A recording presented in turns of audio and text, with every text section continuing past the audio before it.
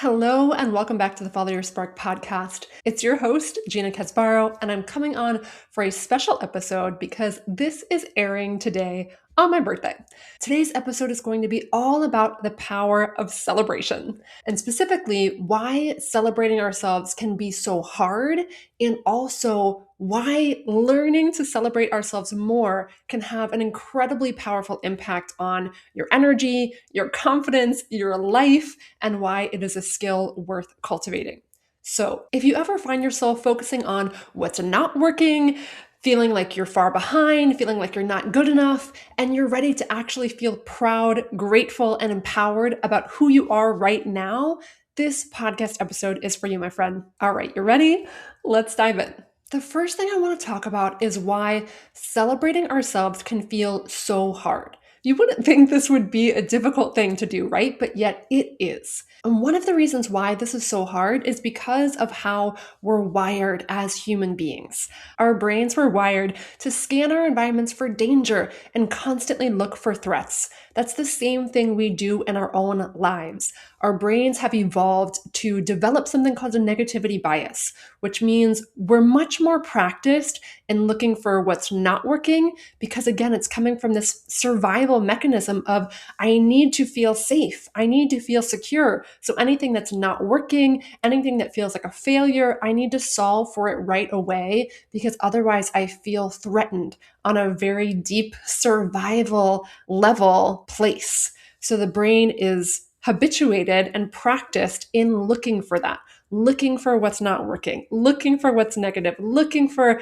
how far you perceive yourself to be behind. And what we practiced becomes our default. So because most people have practiced this negativity bias, that's what feels available. That's what feels routine. So when it comes to actually celebrating yourself and looking for what is working, that feels unfamiliar and it feels more challenging. So that's one of the reasons why celebrating ourselves might not feel like a habit yet. Another aspect of this is societal conditioning. Especially as women, most of us were programmed to be humble, to not brag, to not be arrogant. So it's part of our conditioned belief systems that it's a negative thing to celebrate ourselves. We don't want to be too boastful. So again, we have to override that conditioning in order to feel okay and safe with being able to celebrate ourselves, whether personally, just with ourselves, or in relationship, sharing that with other people. Which brings me to, we also have this desire to fit in.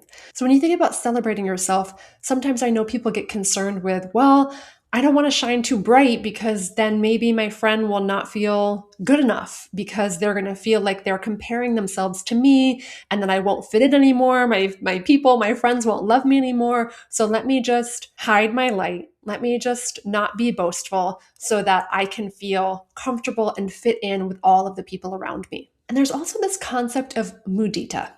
This is a Buddhist teaching that is all about being able to feel happiness for someone else's success. And this, again, can be a very difficult practice to embody because of all these different levels that, again, we're conditioned, programmed to believe and to feel that if someone else succeeds in a way that you potentially want to succeed, if they get a promotion, if they're in a loving relationship, if something happens to them that you also want for yourself or your life, there's like a biological response that can go on inside people that reacts like, well, if they got that, then maybe there's not enough for me. Maybe that's not also available for me. Or what's wrong with me? What's the story that I'm going to make about myself now, seeing that you have created something that I want already? And we get in this loop of comparison and judgment and all these critical thoughts. And we make it mean something about ourselves, seeing someone that we love,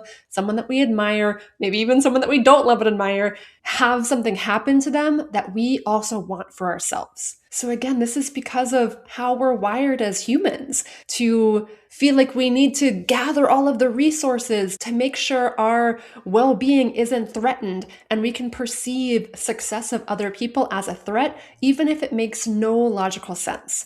So just being aware that if that's hard for you, if it's hard to celebrate other people's success, or share your own success, there's biological hardwired reasons for that. And we're going to talk about in a minute how to actually feel safe when it comes to celebration. Another thing that can block people from celebrating is this feeling of waiting for the other shoe to drop. So maybe something good happens, but you don't want to celebrate yet because what if it falls through? What if it actually doesn't go the way that you wanted it to go and you celebrate publicly and then you have to announce that it didn't happen or something changed? People can have so much fear about that emotional roller coaster that they think they might feel. So they hold themselves back from even celebrating in the first place because what if it doesn't work out? Or what if I celebrate now and I'm not able to recreate this success in the future? How will I feel then? So we rob ourselves from the joy of celebrating because of the fear of what will happen in the future.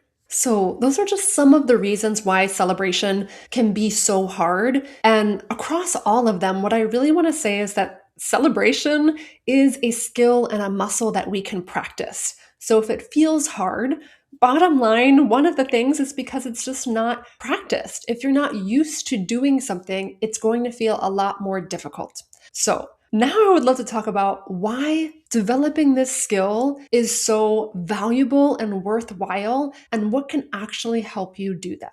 Okay, so why does it matter to celebrate yourself in the first place?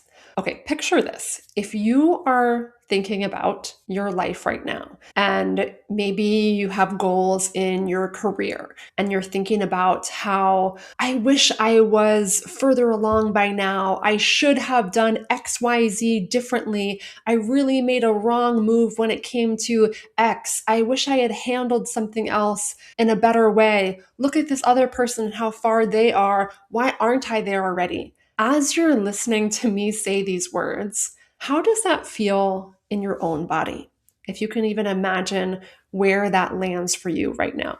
I know I've had thoughts like this in the past about all kinds of things. And when that happens, the impact on me is that I feel constricted, I feel tight, I feel anxious, my mind is spinning in all of these thought loops of anxiety and criticism and judgment, and everything just contracts. And I feel so clouded in my ability to think clearly, in my ability to problem solve. And I feel so heavy and weighed down in my energy, in my life, in my confidence. So when it comes to navigating my career or whatever else I might have been thinking about, it's going to feel so much harder. It's going to feel like I'm pushing a boulder up a mountain and everything feels so heavy. Versus if I thought about that same circumstance, whatever it was, whether you're thinking about something in your career or relationships or any other goal, and you're asking yourself, wow, how have I grown in this circumstance? What have I actually learned recently in my work, in my career, in my purpose? What's good about where I am in this exact moment? And what did it actually take for me to overcome or create even to get here? So thinking about those things and really directing your brain to answer them, because if you ever start this process, so often if you ask those questions of like, what's good, what is working, why is where you are right now valuable, the brain is probably going to fight you, especially if you're in that negative thought spiral thinking nothing is working and everything is terrible. It might take a minute, a couple minutes to actually have your brain be willing to consider a different perspective. So we'll get into more of what can help you build this muscle in a minute, but I just want to say right off the bat of if this feels hard, if you try this, don't get discouraged. There are ways to make this practice more accessible. And that being said, when you imagine thinking about something in your life that you used to be focused on the negative about, and you see if you can look at it from any kind of positive perspective, especially in regards to yourself, and really asking yourself, how have I grown? What have I learned? How am I different today than I was 3 years ago, 5 years ago, 10 years ago? And you start amplifying that energy, see how that feels in your body. So for me, when I do that, when I really direct my brain there, and not just like a little bit, but a lot, like go on a rampage of celebration about my life, about my business, about who I am, whatever it is, if I really do that, it's like a breath of fresh air. Like a smile comes to my face. My chest feels expansive. I feel open. I feel the energy running through me. All of a sudden, I have access to so much more clarity, so much more creativity, so much more inspiration. All of a sudden, my mind isn't constricted and contracted in a way that I'm now open to ideas, to receive insights that might support me in whatever area of my life I could have been thinking about. So instead of making things harder for myself, focusing on what is working all of a sudden rejuvenates me.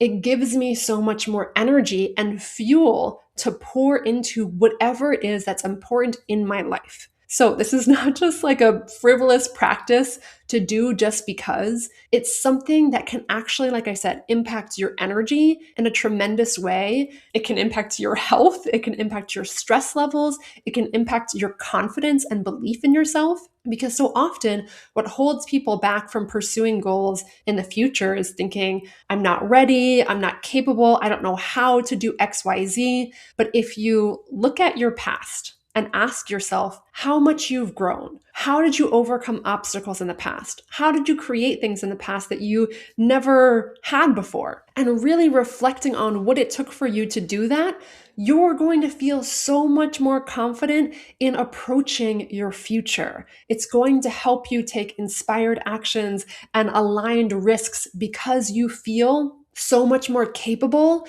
when you're building up that identity of yourself, when you're focusing on what you are good at, where you have grown, what is working. That's going to give you so much fuel to create your life moving forward. And it also just feels much better. It can bring you so much more joy, happiness, gratitude, play in your life. So for nothing else, why not that? Okay, so what can actually help you celebrate yourself? Number one is connecting to the why. So for me, anytime I'm trying to work towards any new goal or develop any new habit, really answering for myself, why is this valuable, can help me stay motivated and committed to that practice. That's why I really shared why I believe cultivating the skill of celebration is so valuable. So for you, asking yourself this question, why do you think celebrating yourself could be so valuable? What difference do you think it could make in your life if you released critical, judgmental thoughts and chose to develop this sense of self-love, this sense of empowerment, this sense of confidence? What difference do you think that could make in your life? And why would putting effort and energy into this practice be meaningful for you? So answering that question is a really important place to start because, like I said, without being able to answer the why, I find it's much more difficult to stay motivated and committed to anything. Which brings me to the next thing that I think is so important in being able to build this muscle is practice. So practicing the art of celebration consistently is what can help you build this muscle. And you can do this in all kinds of creative ways. You could create a new habit with your family that maybe at dinner every night, you each share something that you want to celebrate about your day. If you love to journal, you could do this as a journaling practice in the mornings or in the evenings. I take a lot of notes in Excel sheets where I plan my week, where I plan my month, where I plan my quarter. So I do a lot of reflecting there and really set intentions for the day and the week, and then also spend time reflecting back and celebrating what worked, what went well, what do I want to acknowledge and appreciate about myself. So think about what could be a practice, what could be a habit that feels accessible, that feels fun, like you'd actually want to do it. And again, coming back to why it would be so valuable and seeing how you could integrate this practice into your daily, everyday life. So in addition to having this be a part of your regular routine in a daily way, I really value doing this monthly, quarterly, yearly to really look back in larger chunks as well, because sometimes it could be harder to see the growth in a small period of time, even though, again, that's a skill to practice and develop. And when we really look back over larger chunks, we can find even more things to celebrate ourselves when we reflect on who we were in the past. And this is another really valuable habit of, instead of comparing yourself to other people, instead of thinking you're behind, you should be further along, judging your pace, comparing yourself to who you were. How are you better today than you were 3 months ago, a year ago? And when I say better, it's not like who you were in the past was wrong or bad, but how have you grown? How have you evolved? What have you learned? What skills have you developed? What do you want to appreciate about who you are now that is different than who you were in the past? And again, how can you weave this into rituals maybe you already do or things you want to do? So for me, my birthday is always a big time for reflection, for celebration. So I take a lot of time around my birthday this whole month to really look back and celebrate. So maybe you want to weave that into your birthday practices. Maybe you want to weave that into your New Year's practices, or even again at the end of each month or the end of a quarter, and have it be something that you come back to again and again and again. Because once you build this evidence, and maybe you've got your journal that you've been writing in every day, then you can reflect on these larger chunks and really see the growth. Because once we start gathering evidence, that is what can build this muscle again in our brain, because our brain loves evidence. It loves proof. So being able to have pages and pages and pages of things that you're celebrating about yourself, it makes it harder to deny and argue with. So in the past, if you're not used to practicing celebration, and your brain might say, oh, there's nothing to celebrate. But once you've got a record of this daily, monthly, quarterly, yearly, it's very hard to believe that thought that your brain tells you anymore that says there's nothing worth celebrating. So really learning to track these things is incredibly valuable. So like I said, getting a journal or tracking things on a notes app in your phone, whatever way that you want to track them, having a dedicated space to really capture these celebrations can be so valuable. Again, to be able to look back and remember, because when we don't track our wins, it's very easy for our brain to forget. We only have so much capacity for memory in our brain. So unless we file these things away, they just leave. So I talk about this with my clients all the time, and it's why we spend so much time on my coaching calls celebrating, is because if we don't put these things in our treasure chest of memory, the brain is not going to look for them because it has that negativity bias. So we have to direct our brain consciously and intentionally to the things we want to celebrate and gather them and collect them so we can have that evidence to look back on, especially in our most challenging moments. It becomes much easier to reach for those beliefs when you've tracked them, when you've gathered them all in one place. Another thing I find really helps as you're building this muscle is to have compassion for yourself and to really recognize that there is a reason why celebration can feel hard. So if you're beginning to experiment with this process and the brain is fighting you, it feels really challenging, can you put your hand on your heart and remind yourself of like, oh, I see you, brain. I get that you're just trying to protect me. And I'm also going to choose to celebrate myself, and remind yourself that it's safe to celebrate, that you are safe to celebrate, and see what happens when you direct your brain in that way.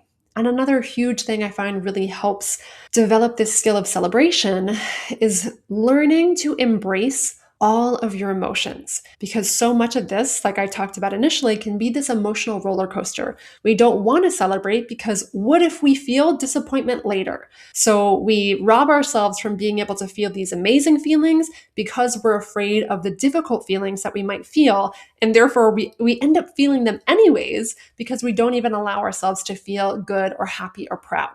So developing your ability to feel challenging emotions is so valuable in this regard and every regard, because when you learn to feel your feelings, you're not afraid of them anymore. Disappointment doesn't scare you anymore. So you're willing to feel proud and happy now and know that, yeah, is it possible you're going to be disappointed by something in the future? Is it possible that this amazing thing doesn't go according to plan, that's possible. And you're capable of feeling that. It doesn't have to deter you from being able to feel proud and happy now, and knowing that the more you develop your ability to feel challenging emotions, the more capacity you grow to also feel beautiful emotions. So you're able to experience this full spectrum of human emotions in even more depth than you ever were before. And I'm not going to get super deep into that today, but I'll post another podcast episode in the show notes that talks more about what can help you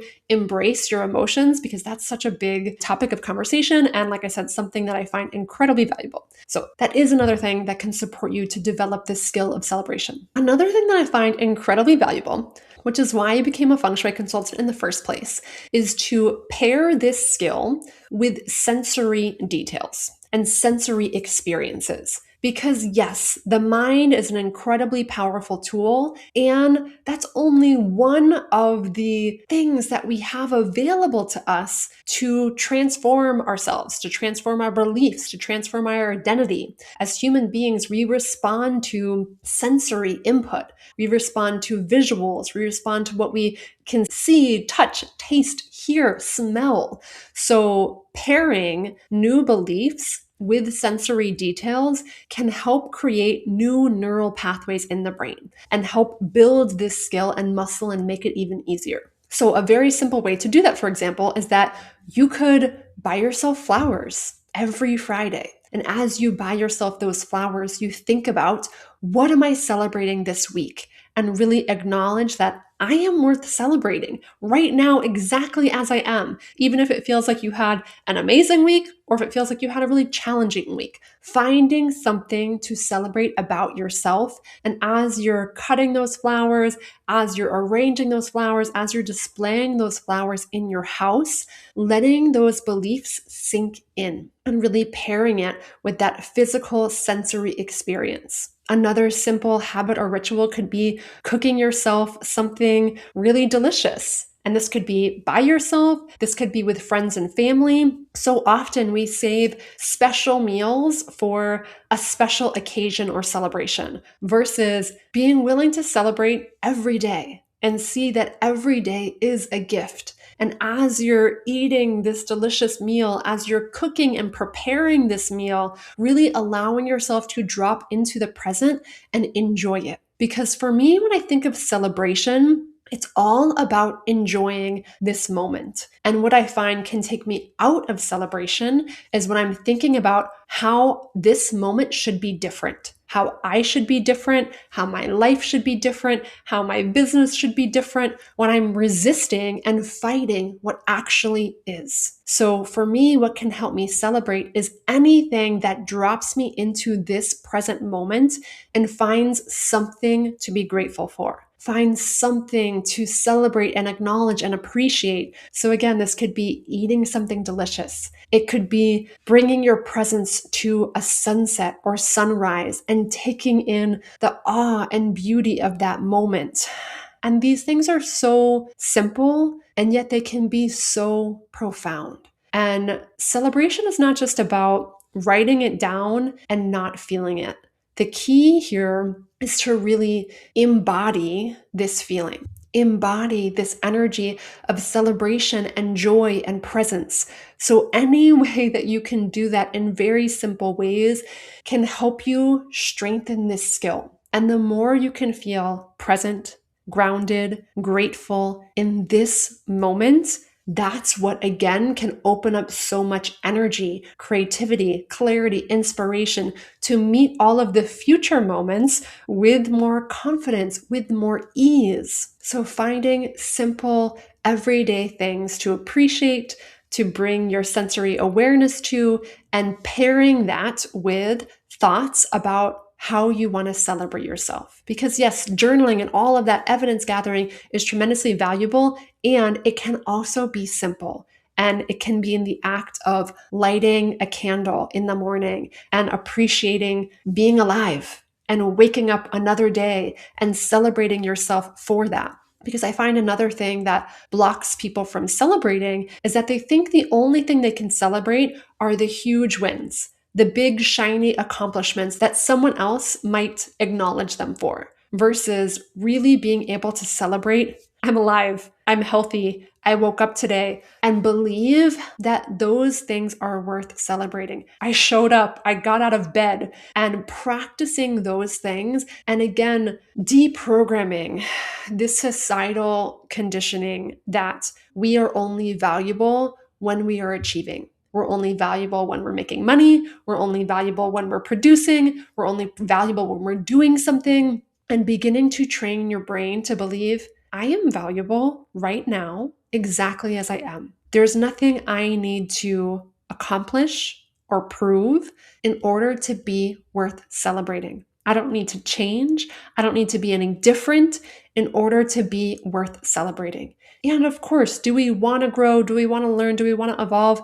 Yes, the answer for many people is yes, we do. And that's a valuable pursuit, and not at the cost of loving yourself in this moment right now. And I know this can be a tricky balance, and I really believe that it's key. Learning to celebrate yourself, celebrate your life exactly as it is, while also holding visions and dreams that you're working towards and being able to have both of those things be true at the same time.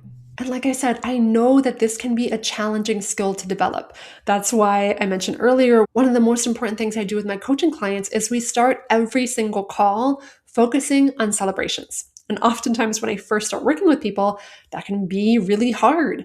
And the more they practice week after week, the more accessible it becomes.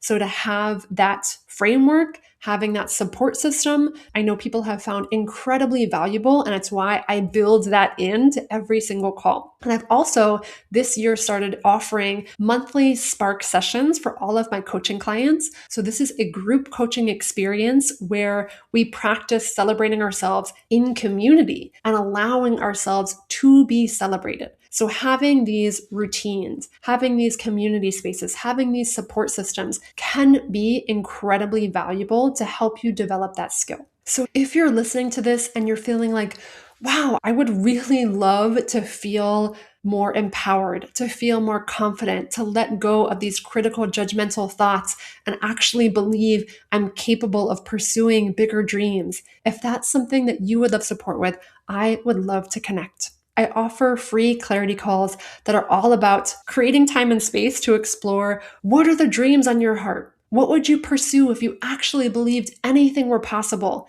And then what are the limiting beliefs? What are the old habits, the old patterns that are getting in your way of you creating that reality, of you becoming that person, believing you already are that person? And what are the skills, new practices, or support systems that could help you most to become your most empowered self who's capable of taking action and taking steps towards their dreams? So that's what we explore in this session. And then we'll also have space to see how could coaching support you and really talk through what difference it would make to have this level of accountability and support in your own life. So if that's something that's calling to you, if that's something that you want to explore, go to ginacasbarro.com/clarity call to find a time to connect. All right, so before we close out this episode, in honor of celebration, and again, because today is my birthday, I want to share 5 things from the last year of my life that I really want to celebrate. And before I do, my biggest invitation to you is to ask yourself, what can you celebrate about yourself and your life exactly as it is in this moment? And is there someone that you can share that with? Again, maybe over dinner or over a conversation, and invite them to celebrate too. And the more we practice celebrating ourselves, the more we can practice that essence of mudita and learning to celebrate other people, the more we can all become comfortable with this skill, with this practice, and normalize doing it together.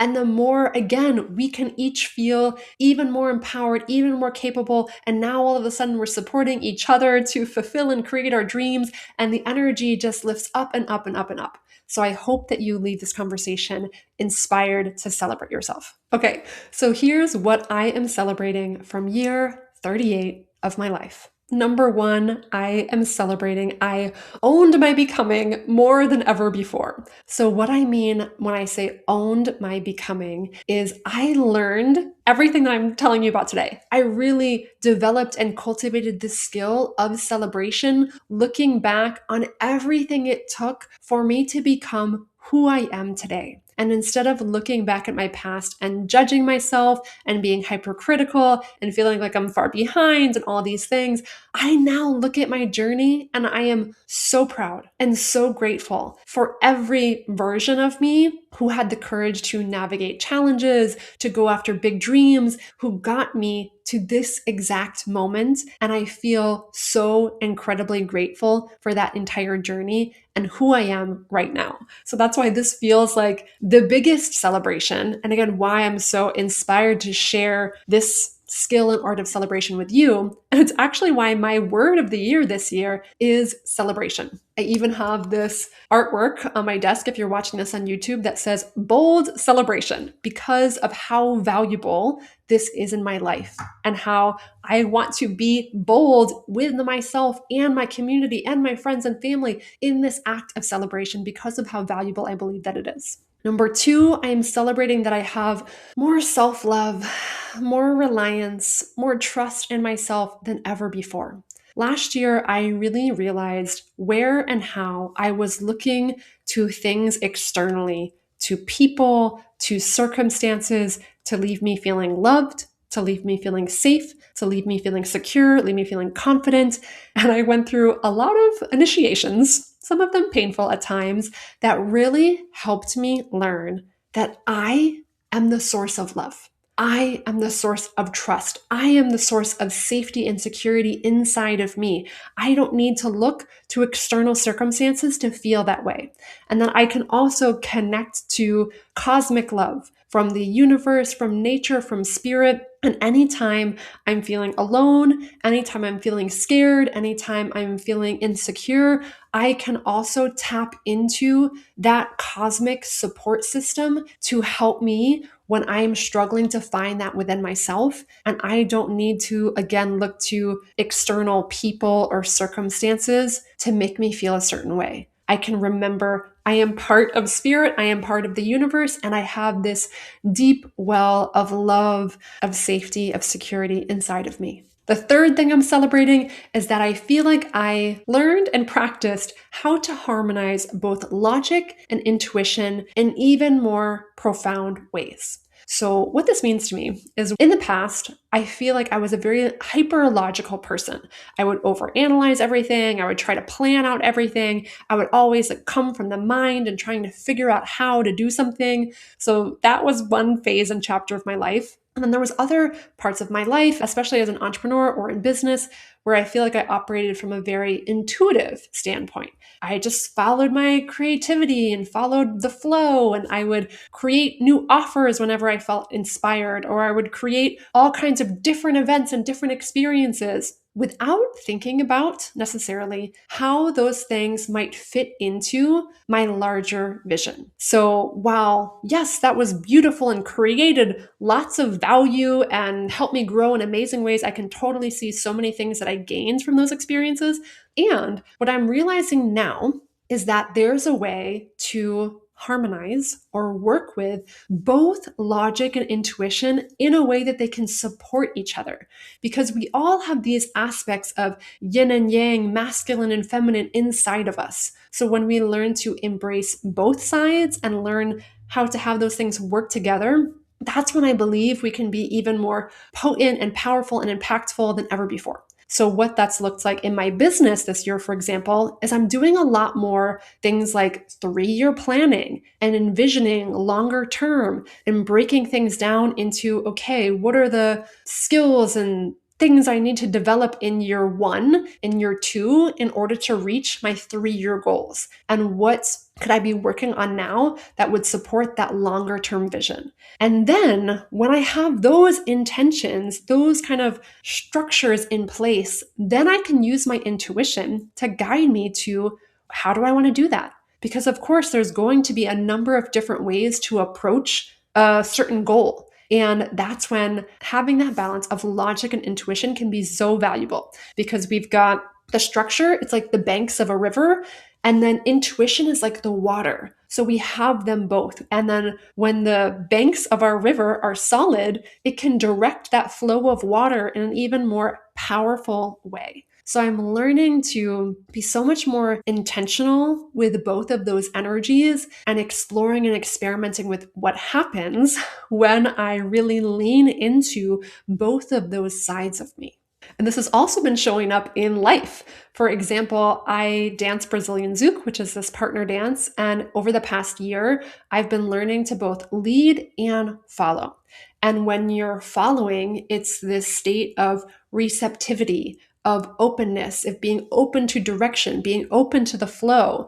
And when you're leading, you're in that more of a directive role, and you have more of the frame, more of the structure, more of the support system.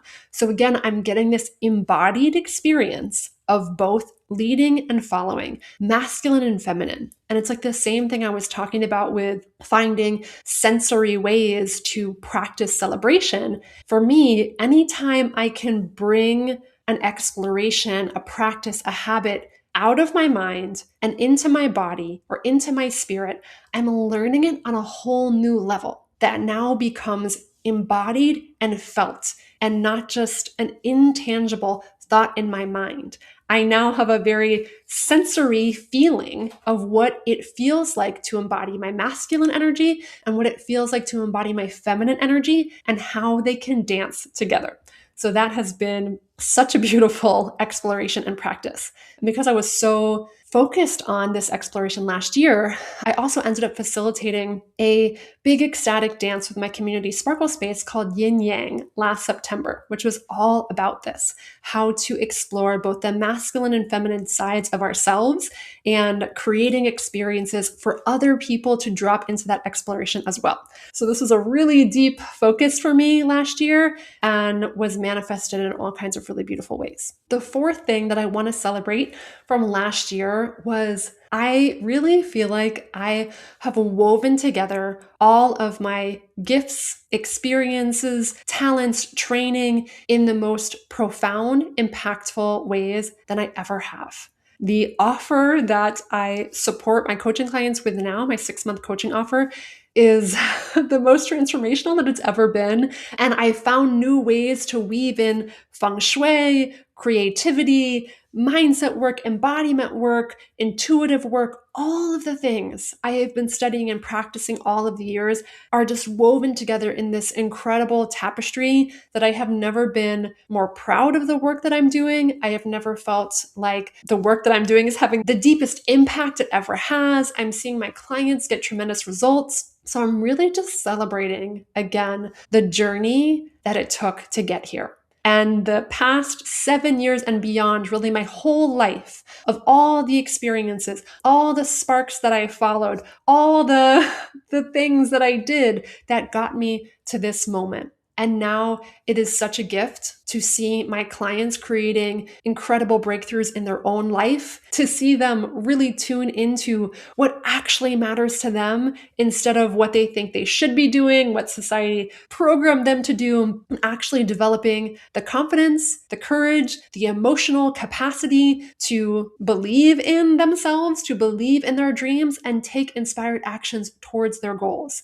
So to get to witness that every day and see people work with their mindset, their environment, their intuition, creativity, and embody these new skills so tangibly is something that has been so incredibly rewarding, and something that I'm really celebrating myself and my own journey for being on, and celebrating all of my clients for courageously saying yes to themselves and going on this journey with me together.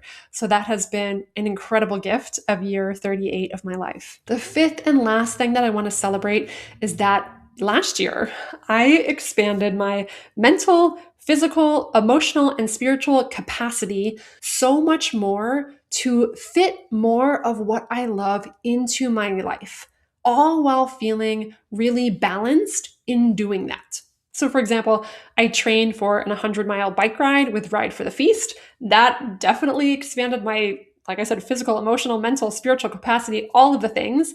And that was another very visceral, tangible way to do this mindset work. Because as I'm biking and feeling super tired and like I can't go anymore, I'm telling myself things like, this is just the tip of the iceberg of what I'm capable of. I know I have so much more energy inside of me that I've just barely begun to tap into. And practicing those thoughts with every bike pedal helped me ingrain them on a deeper level inside of me. So that was a really profound practice. And then other things like I went to Italy in June for 2 weeks to study Italian frame drumming, to connect with my ancestry, to be in this beautiful place, and to really expand my belief in what was possible in the sense that I chose to believe that me being gone for 2 weeks could actually serve my clients deeply. Me being on vacation could actually be incredibly valuable for my clients. And the way that I created that was I designed a 2-week program called the Solstice Portal, and I invited in other practitioners, other facilitators to host sessions there for all of my one-on-one coaching clients, plus other people new to my community. We created this beautiful 2-week container. So while I was out in Italy, doing all of these incredible things, enriching myself, following my spark, my clients and my community were also being taken care of and poured into in this incredible way. And I got to believe that when I did that, when I followed my spark, when I took time off, when I prioritized myself and my passions in that way, it would also be incredibly valuable for my clients and my business. And it was. The month after that ended up being my highest business income month ever. And I attracted new clients that way. I started working with new people. I poured into my current clients. So just developing that belief, that mindset that me going on vacation can enrich my business and enrich my clients created the most tremendous results. And that was definitely a practice to expand my mindset and expand my capacity, because in the past, I think that would have been challenging to believe, to really think I could take time off and it would fuel my business instead of detract from my business. So that was huge. And then another big spark I followed, like I mentioned earlier, was I led my first big all gender ecstatic dance with Sparkle Space, my dance community, last September called Yin Yang. And that was really an invitation for me to step into a new level of facilitation, creativity, vision, leadership.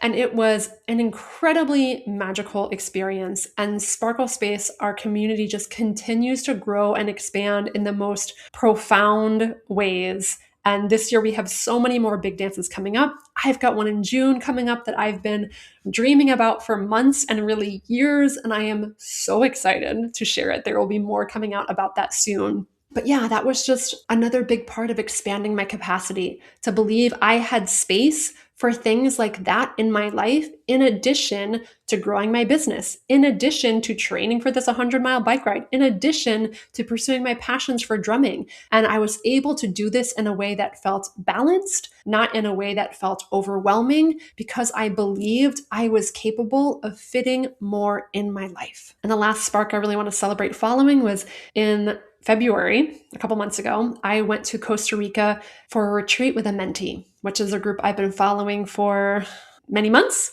and really inspire me. It's this dance movement embodiment theater company, and it was an incredible week. And again, I came from that same intention of, may this trip also nourish my business, may it nourish my creativity, may it open up new perspectives, new paths for me. And it was while I was on that trip that I got this like divine intuitive channel download for this resource to share with my community all about how to develop your intuition. And that is coming out next week. So stay tuned for that. I'm so excited for it.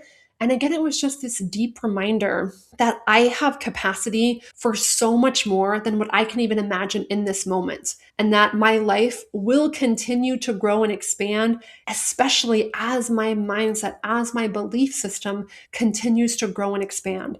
So that's just like, again, the tip of the iceberg of what I could celebrate about my life last year. And as I'm sharing this with you, as I'm speaking this out loud, I am feeling such deep gratitude for my life, for myself, for exactly who I am in this moment. And I hope that me sharing this with you inspires you to do this practice for yourself. Again, daily, write your wins, share them with people over a meal, track them in a journal over time. It makes such a difference. And this, what I just did with you, would have been incredibly hard for me to do even a year ago. So I'm celebrating developing and cultivating this skill, and I really invite you to do the same.